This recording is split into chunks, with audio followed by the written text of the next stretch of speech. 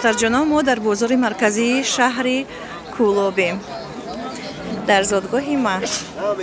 این از مناسب شما آمدین در اینجا محصولات ها را میخریم. همه پروداکت ها را برای معرکه را گذراندن. معرکه را ما در کولاب میگذرانیم. قطعی همه خشت برو نمیخواد برای درسی میریم اینجا خشت بر نیست.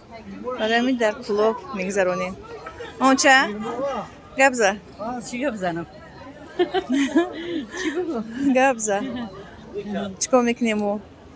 این است بازاری پولو شهر ده اینا خطی دخترکو پرگشت نصیب باشه بعد توی خرید میکنیم توی سر میکنیم انشاءالله انشاءالله خداوند همه رسونه شما را همه کنم رسونه یه اشتراک کنیم انشاءالله. چند ساله چی دیولی هم کازانم اینه ها اینه منظوره خونی هم اینجا